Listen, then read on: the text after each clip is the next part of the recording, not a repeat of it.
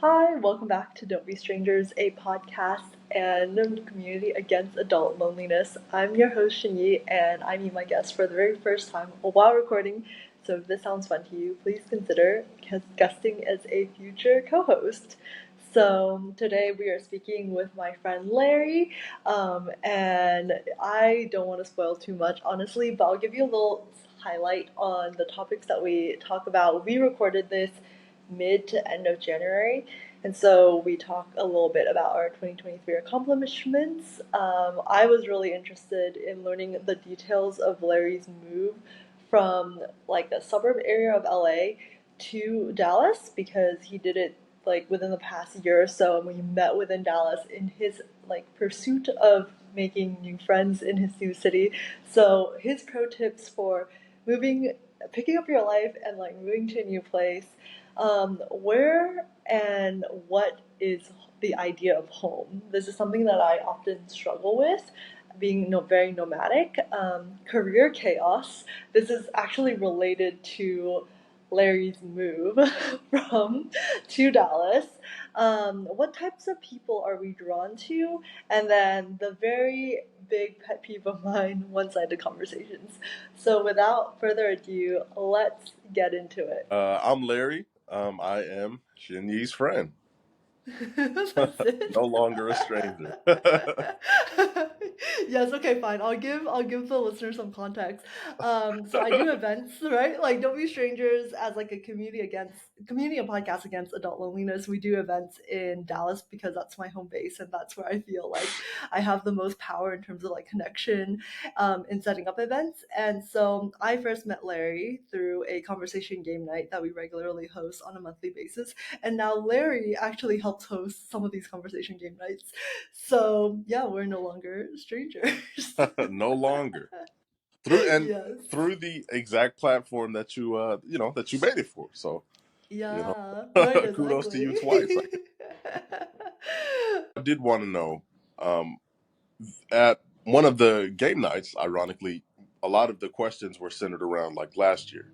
And I wanted to ask Yes. you what was like a big accomplishment that you felt last year had for you. Yeah, I think probably my biggest one, you could probably guess. Actually, I want you Probably to the guess. the 2 year anniversary. Yeah, Yeah, so the 2 year anniversary for Don't Be Strangers, but also specifically the book launch, the book itself, yeah, like definitely. publishing my first book, and then I made the book launch like I think I explained a couple times I felt really weird centering the event around me and the book. So I was like, let's make it like a community party because I Right. did also want to celebrate the fact that I had been able to carry out the project for that long. Because it was technically like the 2 years account for like 1 year of like podcasting slash like Mm, online events, and then the second year was like me going hard with events in Dallas.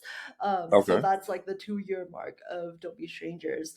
But definitely with writing the book and publishing the book and then just having a book is Yeah, so that's great. surreal in some ways. Um, that You're an I remember like author. when I started, right, like when I started the project, with the book project, I was just like, don't even think about it, just one step at a time. Like, what's the next like step? Like, don't even think about the end because you'll just get so overwhelmed. Right. But Yeah. that was my biggest accomplishment because that took up all of like I was still working on it actively like all of quarter 1 last year, and then I like published it somewhat silently, self-published on Amazon like in April, so like the Hmm. end of Q1, like starting quarter 2, and then I started like telling people about it in quarter 2 and then planning the book launch for quarter 3. So it felt like a lot of my 2023 was centered around this book. Wow. So And yeah, it's and done then now. So that's a tremendous yeah, accomplishment. exactly. Yes, thank you. Yeah, and then one of my goals still for the book is to get 100 like reviews on Amazon, and so Right. that's like something else that I'm still like actively working on. But I have, oh man, this introvert part of me is just like I hate talking. I hate like marketing. I hate having to talk about like myself all the time.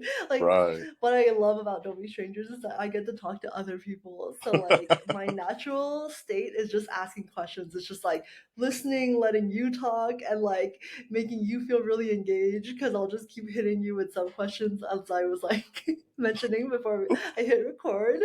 Um, so yeah, that was 2023 for me. What about you? What was your greatest accomplishment for last year? Well, first I want to say, yeah, I think that's amazing, and it's good to have like the balance because I definitely understand your position on one hand, wanting to like know more and ask questions and infer, but also you are doing some pretty phenomenal things as well. So I think that should also be, talked about. I think you're, Thank you. doing a good job. So you should Thank probably, you. mix talking about yourself more because you do yourself a disservice if you don't. Um, but yeah, last year I think my biggest accomplishment was probably just getting my place. I think that this is my first year in Dallas. I didn't know anybody. I kind of just came here, and yeah, I was able to like have my apartment and just have things go relatively well for me to where I can like just be able to focus. And it's been great. Dallas has been kind to me. There's been more positive experiences than negative, so I'm grateful. That's amazing. Wait, Yeah. this is the perfect segue into my question for you. What are Okay. your pro tips for picking up your life and moving to a new city? So give the listeners some context. Where were you before Dallas? Why did you move to Dallas? And then answer the question.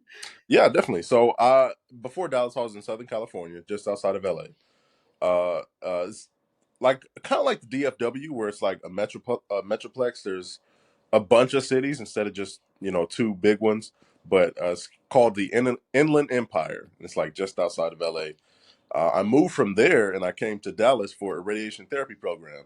So I started in August, but I first moved here in January. So picking up and changing my, I mean, if you can do it, I think the tips that I would give for somebody, maybe not like practically, because I mean that part is pretty straightforward. Just hire like a moving box company and put your things Like like the that. But logistics. Yeah. yeah, Yeah. not practical logistics. I just mean like for starting a new life, as far as meeting people. I feel like I'm somebody that's not. I wouldn't say I'm introverted, but I also wouldn't say I'm very extroverted. I kind of like my alone time as well. I would So an say, ambivert, like me. yeah, ambivert would be a Yeah. better. Yeah, I think putting yourself out there is something that's never been hard for me because I've always Mm. like liked who I am. So it's Oh. something that comes relatively easily for me, but I've learned it's not for everybody. So I think going to like events and things by yourself to meet people, like I'm in a sports league, a flag football league, a basketball league, that helps, going to work and actually talking to your coworkers, like that helps, just putting yourself out there will help you find new people and then like discover things about yourself because if you meet somebody new and then you're like, oh, I didn't know that I liked, I don't know, anime as well, Yeah. and then my friend likes anime, or I didn't know that I did not like scary movies, True. and they do. So I think putting yourself out there, meeting a lot of different people, and then kind of finding yourself through those people is that's a good way to start off life in a whole new place. And then you learn the city also when you have people. So Right.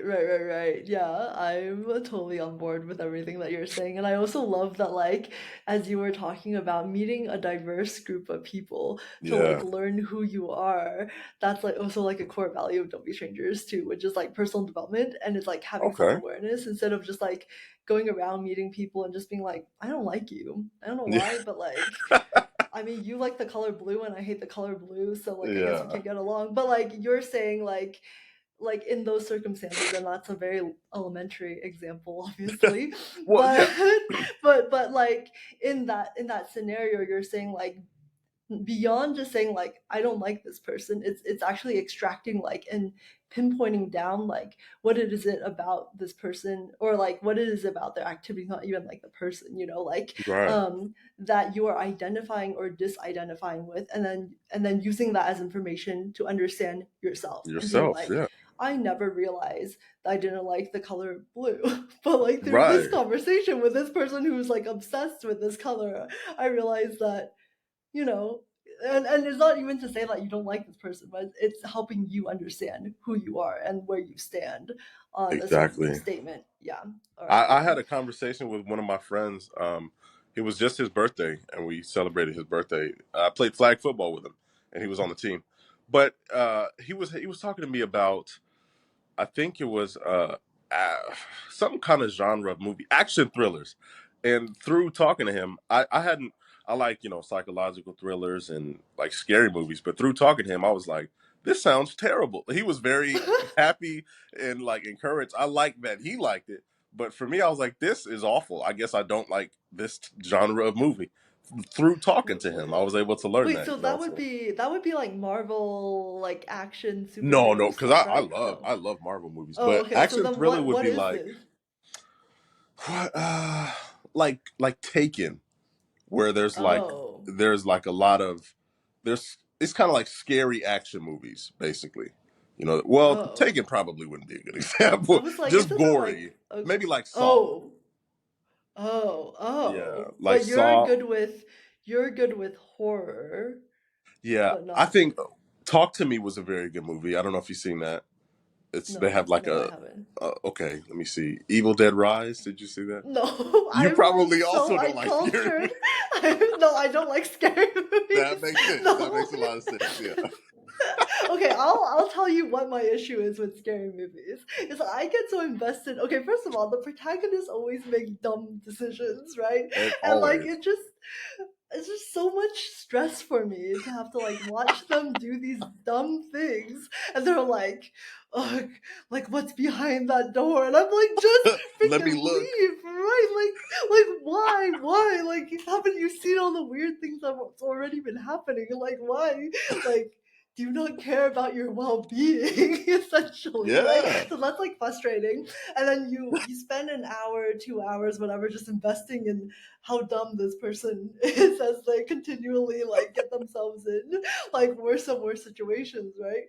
And then the ending is always bad, right? It's always like, Yeah. and then they will probably die, but we're not going to And tell you the end. everybody. Yeah. And I'm just like, did I waste 2 hours like being stressed out, right? And then just to have no closure, and then to leave that movie and walk into like the real world, after you leave entertainment and just being like, I don't feel good about life. Like Yeah. something just feels off. And I'm It just really like, depends on the type of movie too. Have you seen Insidious? no, I haven't. Like, I just avoid that genre because of the See, yeah. I visual mean, experience I have. that's what you learn who you are through people. 100%. I definitely know that. I definitely I'm know just that. like, but yeah, like power to people who can watch and like enjoy the suspense. But I'm just like, nope, You're that's not not. having it. I'm not investing. Yeah, so like I would say on this topic, maybe I think we've talked about this before, that like my favorite genre of movies are just like Disney kid shows. Like I'm just like, Okay. yeah, that the story is gonna have a good ending. And like that's what I want entertainment to do for me. If I'm going to invest in entertainment, I wanna leave like inspired and like feel good, like and hopeful about humanity and not like Okay. okay, people are just gonna go around assassinating other people with like no care, and it's like like Have that that does on your not make me mind. feel Yeah, good about no. humanity. Like, Yeah, that's not gonna make me happy. No, I right? definitely can respect that. I entertainment for me is like I like thinking, and that's not for everybody. That's not everybody. Like Jordan Peele movies, where it's like you have to really pay attention and understand symbols and things. Mm.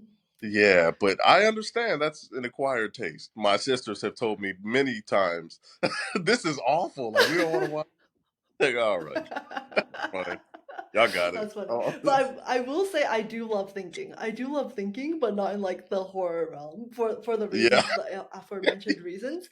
But I do love thinking because the video games I engage in are like very heavily like puzzle solving, mystery based. So like Okay. mystery What game? novel esque. So like they're all Japanese, but like Okay. primarily my favorite series is one called Ace Attorney, and you play as like a defense lawyer, and so the majority of the game plays out as like I don't know if you're familiar with this genre of video game, but like visual novels. So essentially a Yeah. lot of reading where you're just like reading like dialogues, and then it's not so much like action where you're like You make holding a decisions. character, and then yeah, you're basically the majority of the exactly, it's like a visual novel, so you're just like watching the game, reading a lot of dialogue, and then making decisions, you're saying like. Right. And Yeah. it's like a lot of mystery based because it's like court cases, right? And you're like, who done it, why did this person get assassinated and die. But Ah. then you're like investigating rooms and stuff, and then in the court cases, which is like the majority of the game, you're making decisions where you're like presenting, evidence and stuff, and it's puzzle solving. Ah. So Okay. I love that game series. And so yeah, like I do love mystery, like the genre of like suspense and mystery. Yeah. But I just don't like senseless killing slash like Yeah. paranormal. Those movies really don't do anything for me. It really just it has to have a good story. Like there Right. has to. Yeah. What am I doing? Right, exactly. Exactly. Wait, so like looping, I know we kind of derailed into movies. And this all came from like us like just like meeting people, talking to people and stuff. But I guess I want to know, was the decision moving to Dallas for this radiotherapy Radiation program? therapy. Yeah. It's basically Radiation like therapy. administering radiation as treatment to cancer patients. Right. Yeah. Yeah, was the decision to pick up your life and move here for school difficult, or was it like no brainer? Like it just has to be here Um. because the school is good or whatever, logistically it made sense. Yeah, I wouldn't. It wasn't. I think the hardest part was actually doing it. The decision to move was already that. I just in my current like where I was like, man, it's way too expensive here, and I don't Yep. feel like I'm getting value for what I'm like paying for. Yep. Um, Also, the school was very. It was like 20.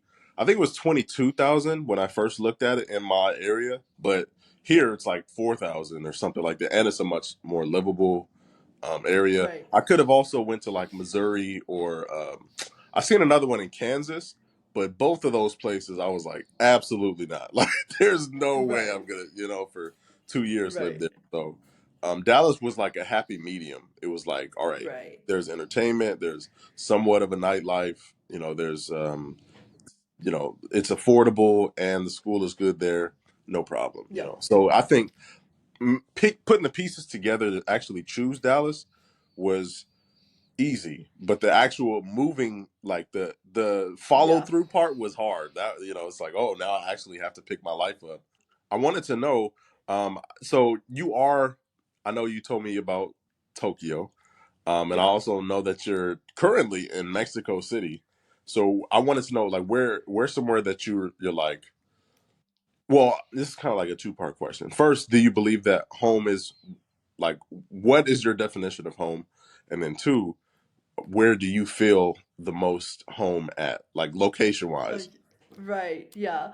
I love this question primarily because this is something that I think about all the time. Yeah. As someone who was born in Kuala Lumpur, Malaysia, and then immigrated with her family to Dallas, Texas at the age of 7. And then for context for you and like listeners who might not be very familiar with Malaysia, Malaysia is very much like a melting pot culturally as Mm. well, in terms of like the major populations there are Chinese, Indian, and Malays. So already in that sense, Malaysia is like, if you are Chinese or Indian in Malaysia, you are basically an immigrant there as No. well. So like my family is from China, and they immigrated to Malaysia, and then Hmm. my immediate family, so all my extended family right now primarily lives in that, like in Malaysia. Okay. We so now like I'm removed again. So like removed 2 or 3 times over Twice. already. Yeah. Yeah. Um so that being said, I like already being like a third culture kid, being like Hmm. who growing up being Asian American, feeling a lot of like issues with like struggle with identity, being like, I'm not very Asian, I'm not very American, like Right, like because who of where am you're from. I? Right, exactly. And like when I visit Malaysia as well, like I don't feel culturally like I don't understand because I didn't grow up there. Like the Right, majority of my yeah, life post 7 years old through like my adolescence and like teenage years were like your most formative years, like I picked that up in America, right, right? So when I visit like Malaysia, I'm like I'm definitely a foreigner, even if they like first glance look at me as like, oh, like you're native, right?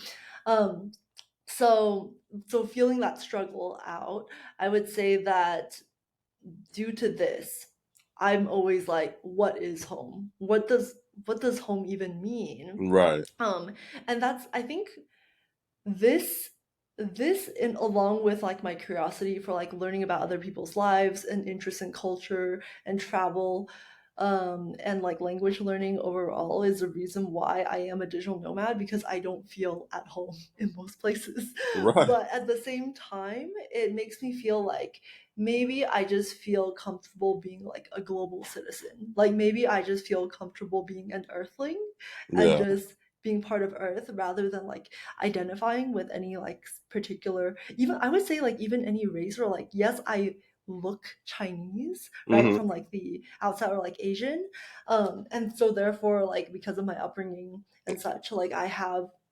some like shared experiences with like the greater community that also identify themselves as like Chinese American, for example. right, But in so many ways as well, like I don't feel Chinese, or I don't feel Chinese American. For example, like I know a lot of like fellow Asian Americans who are like so passionate about being Asian American, and they're like, we need to like share our culture and like all these things. And while I appreciate it primarily, but I appreciate it really interestingly enough as like a third party. Like I appreciate it as like a, I appreciate what you're doing for like your community, but I don't feel like I identify with that community either. right, Like I feel really truly like alienated and like outside. This actually, this is a very interesting conversation topic because it kind of stems back from the fact that I just felt alienated overall, like growing up. Because right, yeah, another layer to this, I don't know if you and I have talked about this specifically, but I'm also aromantic. So that yeah, also brought like a very deep sense of alienation, where I thought that like I didn't know that term growing up. I was just like, of course not, yeah, everyone's falling in love, and I'm just like, I don't know what, like I can't relate or empathize with romantic love, so I must be an alien. Like I really told myself that. oh, Like yeah, like I was like, I guess because I can't understand human basic human emotions like romantic right, love, like yeah, I can't be human. Like, and this is just like adolescent me like integrating this into myself. hmm, Um so I think I travel because I am looking for a home, but then at the same time, I've noticed that like in the places where I feel most at home, like Dallas right now feels very much at home for me because I've built such a strong community of people there. right, Like you're there, some of like my best girlfriends are there, like and then my immediate family's there. And so when I go back, it's like this sigh of relief where I don't need to go out and do what you did, right? Like, which is like throwing yourself into like different sports leagues, events, and like just being like, where are my people? Like, right, yeah, how can I feel connected to this place through the people? Because I've already done all that like work throughout the years of just like growing up and like living there. So that when I right, go back home to Dallas, it does feel to me to a certain degree like home. But then obviously to a certain degree it doesn't. That's why I leave. Like and I go seek other places. Mexico City, I've been here. This is my third time here, like as a long-term stay, and I've built like my community here.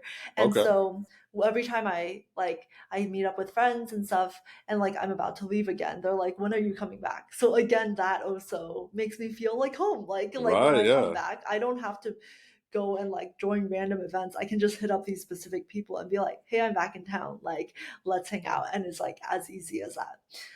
okay, At the beginning of 2023, I spent 3 months in Spain. So I did like 5 weeks in Barcelona, 3 weeks in Sevilla, and then 4 weeks in Madrid. And that was the loneliest time in my life. And that was right before I went back to, I think probably right before we met, because I went back to Dallas April like 2023.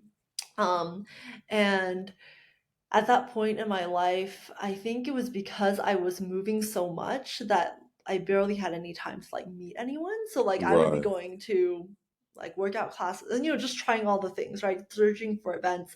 And I've noticed through having like moved around as much as I have living a digital nomadic life, that it takes me at least 2 weeks to find like events or like a class or a group of people that I can kind of integrate with. And then by the third week, I'll find someone, like at least one person that I'm like, we click. And then Right. I'll have the fourth week to like hang out with them, and then I'm out. So like I don't like doing 1 month in places because that's like because of Spain, it was like I felt so exhausted from being alone, like just Right. feeling like I couldn't connect because as soon as I connected with someone, I was like moving on. And I'm like, Leaving. it was nice meeting you, right? Right. Which is also interesting because I've noticed that like I don't like digital nomads, which is like so bizarre because it's like I am a nomad, but like what I've noticed is that like nomads are great because we live a similar lifestyle. We understand like the ephemeralness of life, of things, of like because we're Right. here a moment and then we're gone the next, and it's like it Right. was great. But then the frustration with that is that like everything feels so transactionary. It's like you meet Or up for temporary. coffee. Yeah, like and then you get to like meet you maybe you love this person, you're like you're so cool, and then they're gone. And then like you can stay Yeah. in touch obviously with like social media and like um but it's like I don't know when I'll see you again, and like I just prefer in person personally, like just Right. having yeah, obviously. So going back to the question after rambling all that No, time. that was great context. um, um, okay, what does home mean to me? I think the closest thing that I've discovered as like moving around, being a third culture kid, struggling with identity, the closest thing that I've found to home is finding people who can empathize with you, Yeah. empathize deeply with you, which is why I value so deeply like real profound conversations and not like superficial things. Hmm. Um, because that's how I found a sense of belonging. After growing up, like feeling alienated in my entire life, it wasn't until I finally started being vulnerable with my friends after college. Like, so Man. that meant like in the middle of my entire life with friends that I felt disconnected from. And this is like the true issue that I'm trying to target with Don't Be Strangers. Is like, Hmm. is actually being vulnerable with your friends. Like, that was just me taking a chance and then me realizing my friends are even more empathetic than I realized. And they're like, oh, like I don't understand what aromanticism means. But like and I can't barely fathom it because like I live in such like the like normal romantic realm that like, but please, I'm so fascinated. Like, can you try to explain to me? And I'm trying really hard to understand. And like getting that sort of reaction like made me feel like we don't all need to be the same person, but we Yeah. can like share that sort of empathy, right? And it was only then post college I started to feel like I actually belonged. Mm. So yeah, home is finding like people who can like deeply empathize with you and make you feel that sense of belonging. Hmm. And it's not like location, it's not based on like location or anything. And then where do I feel most at home? Fortunately, my husband travels with me. He gives me a great sense of belonging. So like I feel like I'm basically at home all the time so long as I'm like um close to him or like That's in good. proximity Yeah. that I can access him. Wherever I am, having at least 2 to 3 friends that I feel like I Mm. can like confide in and like have somewhat of like a deeper relationship with. That's how I feel like a place is home to me. Right. If I'm in a place and I only have like one person, that doesn't feel like home yet. That feels like I'm touring a place, like visiting, vacationing or something, and I just Okay. happen to like meet a person and like that's cool. But at like the 2 to 3 person deep connection person mark, I start to feel like, okay, there's something greater here, and like there's a real possibility that this can become like also in a sense a home base because like Right. based off of those 2 to 3 people, like you have already proven to yourself that you can make more than like a single connection in this place. Like there is Hmm. a pattern. The second or the third person you've met is like proof to yourself that there are people in this place that will vibe with you, that can like Right. understand you, and they probably have a network that you can tap into, and it will just like multiply from It'll there. just grow. And you know what? I Yeah. think Dallas is like the perfect place for that because in Dallas, everybody is from somewhere else. Like there's like a whole, but there's no like I know people from New Orleans and Atlanta and Maryland and Baltimore. There's like everywhere. Everybody's from everywhere, and I've kind of loved that too. I want to ask. I do know that can be like a superpower on one hand. I can see how Right. that's like a privilege or a great thing on this hand, but I can also see how it could be like a negative, like to be like a nomad, to not have, because I was a flight attendant for a year and a half. Ooh, I did not know that. Okay. Yeah, yeah, I was a flight attendant. I mean, I just didn't like it. Was I was always like I was kind of like a nomad. Like I was always gone Yep. in a new Yep. place. Been all 50 states and stuff, but at a certain point, I was like, this is tiring. Like, I just Yes. want somewhere where I could, like, I can't put my feet up everywhere. Like, it doesn't really Yes. feel real, Right. So it's like Yep. fleeting. Which do you feel like it is more for you? Like, do you feel like it's more of a positive or do you feel like it's more of a negative for you, all the like moving? Yeah. Yeah, so I think I found like with my current lifestyle a happy medium, Yeah. which okay, I am a software engineer and that job allows me to remote. So Remote. that's Yeah. like Yeah. right, like part of the reason why I'm able to do this. But the happy medium I found is I want to travel 3 months at a time and be home 3 months at a time. And so I'm out half the year, but even when I'm traveling, like I want to intentionally, like now I say like my hard rule is I want to be in places for at least 5 to 6 weeks because of that Okay. struggle that I like mentioned to you earlier that I Right. discovered beginning of last year, having to like move so many times. But I think this is my happy medium, because what I get to do is I get to escape the worst seasons of Dallas I very much dislike, which is winter and summer. That's So very smart. I Yeah. intentionally travel in quarter 1 and quarter 3, and then I get to like scratch my itch of like Hmm. wanting to leave and explore and learn and connect with other cultures. Um, but then also I get to go home and like reconnect with my community, and like because I'm home for 3 months at a time, I really get to like settle in and not feel Right. like, oh, I'm unpacking, repacking. Like I can't imagine like the attendant like lifestyle. Like I would not want that, because that is like you It's get a there lot. one night, and then you're like gone again. Like I'm like, where are you even getting to explore the places? Like I don't really know the full schedule, but it just that sounds really No, you're intense to right. me. Like that's yeah, like way more intense than what I do, because I legitimately like refuse weekend trips. Like if you're like, hey, you want to drive out to New Orleans for like a weekend, I'm like, that sounds really tiring. No, Yeah. like I am like, yeah, I Got to don't get need right weekend back trips up. anymore. Yeah. Yeah, exactly. um Wait, so which makes me curious, what exactly is the lifestyle of a flight attendant? So I mean, it was kind of that was kind of accurate. You don't stay in one place for more than 2 days, and even like and even then, it's not like you don't have your feet up for the whole 2 days. Yeah. You have to work in between there. So it was What are just you like doing work-wise? everything. So you only get paid when the doors close. That's when you start getting paid. So the commute, the navigation of the airport, which takes the majority of your time, really, navigating the airport, the commute, uh, you know, preparation before passengers get on, onboarding, offboarding, like everything, you do not get paid for except when the doors close.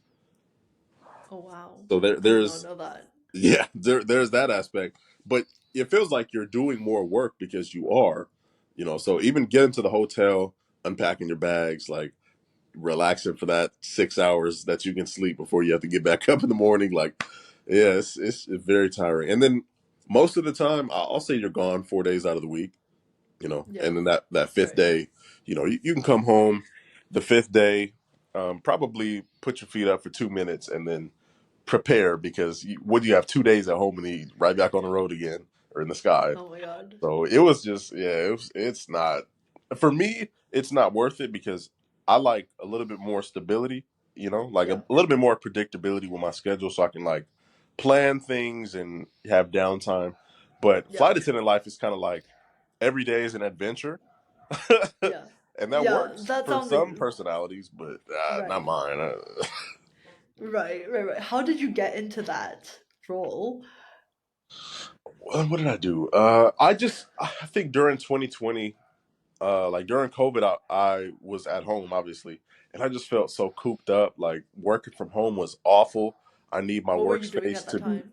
I was doing graphic design, so I Okay. was Oh, working for. I what in the world? Like in like the span of the last like 4 years, you were going from graphic design to flight attendant to now Yeah, like yeah. It's very because graphic design. My one of my friends owns a consulting company, and so with Okay. the consulting company, we did graphics for different like nonprofits and small businesses and things like that. So it was that was good, and it was I was able to remote that, so I wasn't able to I didn't have to sacrifice my job for Yeah. like during COVID. But the problem Yeah. with that is when you work in the same place you rest, you're never off. Yep. Like it's Right. like so. I was like, I don't want to do anything at home anymore. I don't want to be inside anymore. You know, You this just the end went of the 2020, opposite the extreme. extreme opposite of the spectrum. I was like, yeah, flight attendant, and yeah, I did that. I think I think I was just applying for travel jobs at first. Like Okay. I just need to get out of the house. Let me just apply everywhere, and then I was like flight attendant. They're not gonna want me, sure, whatever. I'll just throw my hat in the ring. And then they called me back for training. I was like, all right, well, guess we're doing this. Oh my gosh. It And was then when fun you though. called it quit, and then when you called it quits, you were just like just burnt out, or there Yeah, was I wouldn't say something burnt that out. triggered it. No, yeah, I wouldn't say burnt out though. I felt like I was exposed to like a lifestyle that I was curious about, and I was like, actually, no, I'm I'm good. You can keep this. I'm not interested in what this is. I just kind of figured myself through that. Like I figured out what I liked through the experience and like through being a flight attendant. I was like, okay, Yeah. this aspect I like, this aspect I don't. And I was able to find like uh happy medium and a compromise with like a like hybrid job, so half remote, Uh-huh. half Right. in person. So yeah. Right. Because as you're talking about this, and I did not know that you were doing graphic design and also flight attending before you moved to Dallas for Oh yeah. school to like completely like pivot to something else. This made me think of like my question for you. What sorts of people are you drawn to in a platonic manner, such as friends, mentors, like idols, celebrities, etc.? Because like I am very drawn to rebels. And when I say rebels, like that sort of like personality slash like your chaotic activities in the last couple of 4 years, like that's what I would call like rebel personality, being Yeah. like, I'm just doing this and like whatever, I don't care what you think, like I don't care like what I think, like I'm just gonna try it and then I will like figure it out along the way. And like if I realize I don't like it, like that's a problem for future me. And like I guess that's like how I'm like. So when I see other people who are very like much exploring the world chaotically, I guess I'm like, that's so fascinating. Like I'm drawing inspiration from you because I guess I'm already like that too. And I'm like, yes, what other crazy things can I like think up for Yes. myself based off of like what you're telling me? So yeah, what sorts of people are you drawn to?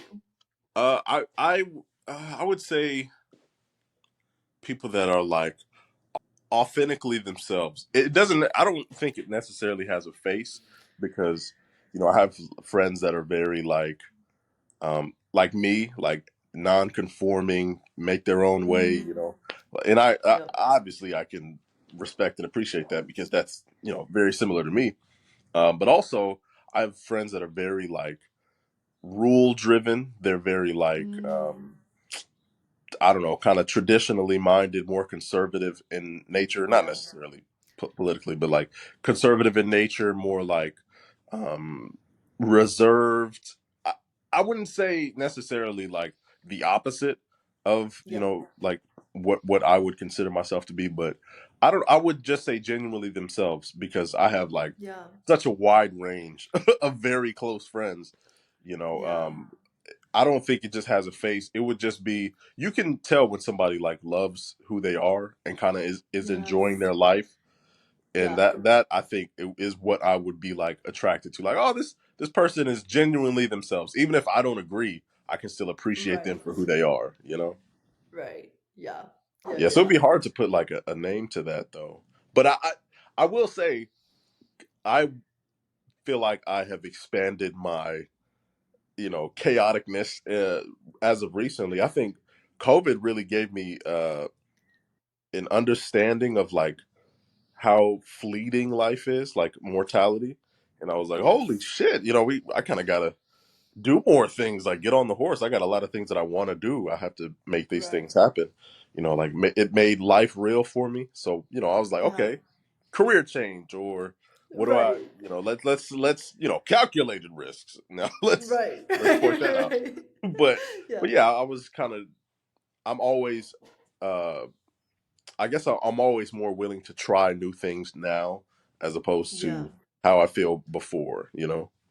Yeah. I guess that's so true. That like a lot of people had this like wake up call during Right. Yeah. the pandemic and like had this same realization of like mortality and being like, if I don't do it now, I might not get to do it, right? Like Exactly. ever. Not taking Yeah. tomorrow for granted kind of thing. I went bungee Yep. jumping in 2021. I was How like, was that? Was it we everything you gotta, wanted? yeah, that was the scariest experience of my life. But it was amazing too. I was like, man, this is invigorating. Like, I feel like I can do anything now. That. It was awesome. Um, okay, so I have to ask you the question which I ask everyone, which is Okay. how do you define a stranger and at what point do they transition from being one to not being one? Hmm. I'm gonna just go very literal. Like, I think a stranger is just somebody you don't know, and you go from being a stranger to not being a stranger by getting to know them. There's no shortcuts. There's no way to like, not do it. It's like the only way out is through. And if you want to Yeah. know, so if you want somebody to not be a stranger, you have to like talk to them, learn who they are, learn what kind of person they are. Right, yeah. So when you say someone that you don't know, like Hmm. what does knowing encompass? I think you kind of like touched on it, but like I just wonder like, oh, you're on the street and you see someone. Does that Yeah, I mean, count as someone you someone that now you you don't know now the name know? of, you know nothing about, kind of just like a new human to you. Have you experienced times where you talk to someone and you left like you didn't know them? I left like I didn't know that. Yeah, that small talk, very surface conversations. They don't elevator, conversations. Those are Yeah, fine for me. I have no problem making small talk, but I wouldn't consider somebody that I've made repeated small talk with my friend. If I only see you in passing, I wouldn't be like, "Oh, that's my friend Johnny." Like I wouldn't feel correct in saying that. I would be like, right. "I know who that is." Yeah. That's as far as that'll go. What about also like conversations that you've had where the person doesn't know how to ask you questions? Doesn't know. Like they want to Have you know experienced something. this? Like, Like have you you can experienced this? tell they want to know something, but they don't say it, or what do you mean? No, no, no. Like you're in conversation with them and you're asking all the questions. Like they never ask you anything. And it's like You're, it's been like an hour and you're like, am I in an interview? And am I the yeah. interviewer? Like how do you feel about that? And when I you feel leave like that that's tough. conversation, Yeah, no, I wouldn't. Look, that's one of those situations where it's like my back hurts from carrying this conversation the entire time. That would be like the worst situation. If they're not interested, I feel like all right. I'm just an interviewer at this point. Like let me shut up. you know. so do you feel like after that, I don't know however long you've engaged with them, are they would you say that they're no longer a stranger? No longer a stranger. Yeah, only if I got to learn them. Even if Okay. I'm doing all the heavy lifting with the Yeah. conversation, as long as I feel like I got to learn them, then I would say, yeah, they're not a stranger anymore.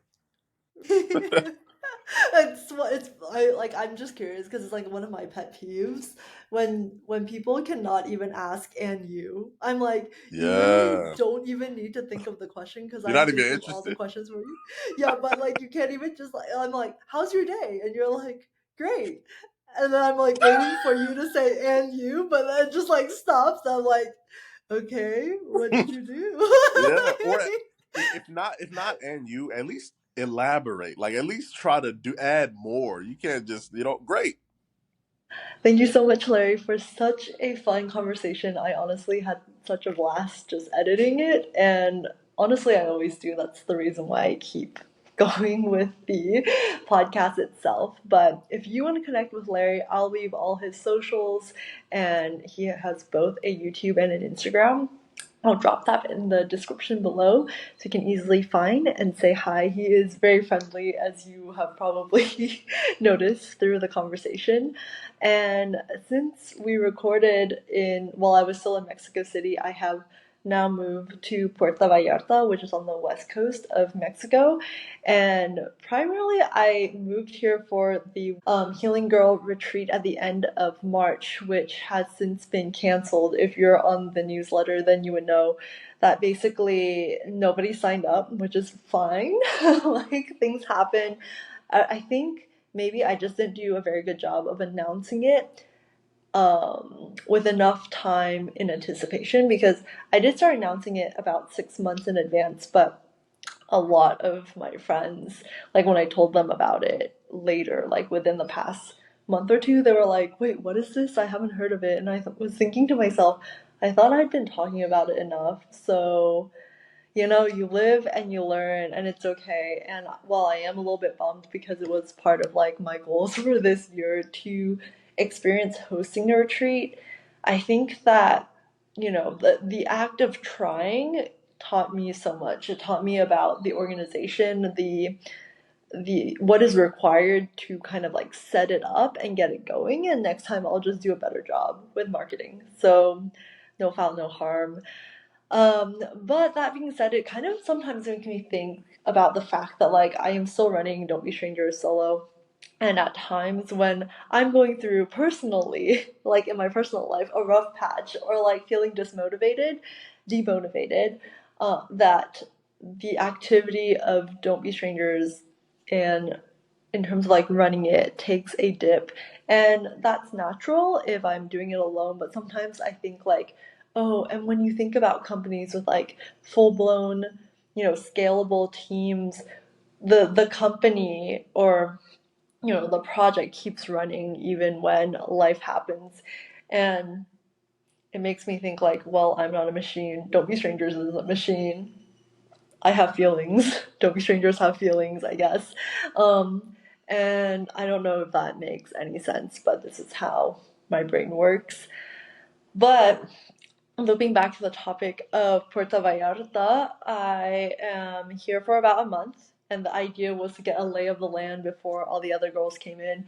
And I didn't really have I didn't know too much about it other than other digital nomads have said that they really love Puerto Vallarta because it's not as commercialized as the East Coast, like Tulum, Cancun, Playa del Carmen, where I've been to Playa del Carmen and it feels very much like Miami. Over here, I feel like in a lot of ways it feels more pueblo, like all the streets are cobblestone and it really hurts my feet. But yeah, and then I feel like the internet's not as strong in a lot of places, and I kind of appreciate it in that it feels like a retreat for myself. Honestly, like when the retreat was canceled, I almost like breathed a sigh of relief because I thought I don't have to keep announcing it anymore, if that makes any sense. So, it was like a blessing in disguise, and now I just get to enjoy Puerto Vallarta as a retreat for myself. And I really do feel that because back in Mexico City, as I mentioned in the episode, I have a lot of friends, and so my social life is very full. But being able to be removed to a new space where I don't have friends for a month, I think I'm ready to just have more me time to create and create art for myself. And I'm not at all worried about loneliness because it's only 1 month, and then I'll be back in Dallas where I will be hosting events again. And as an introvert, it's kind of like overwhelming and exhausting at times.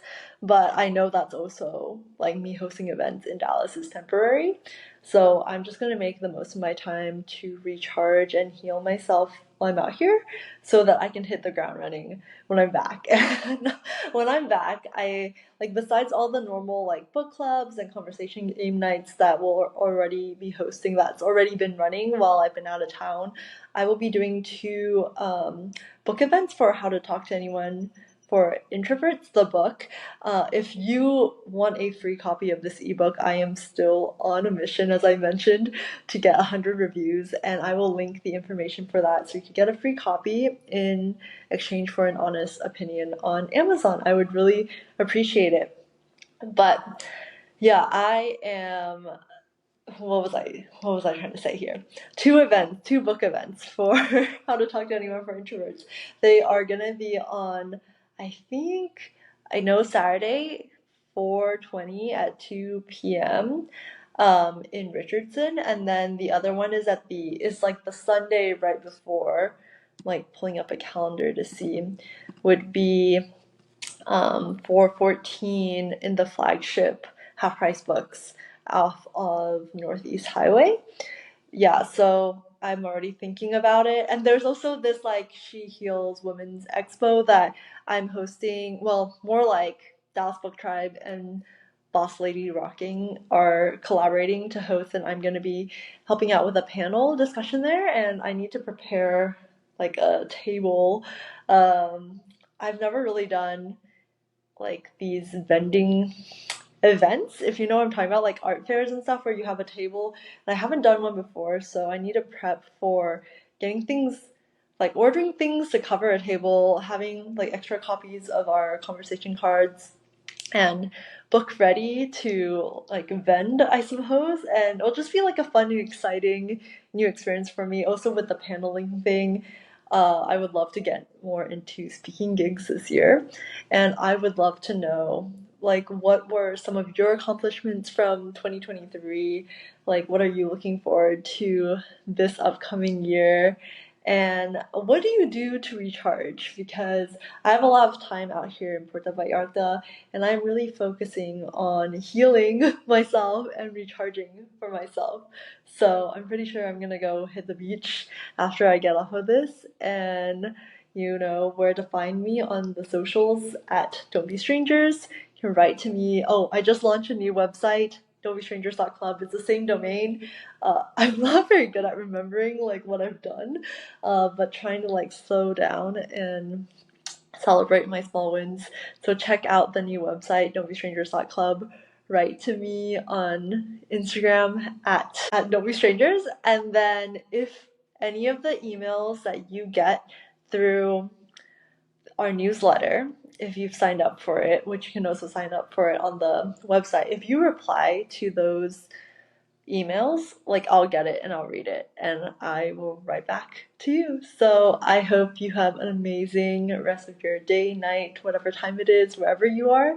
And as always, don't be a stranger.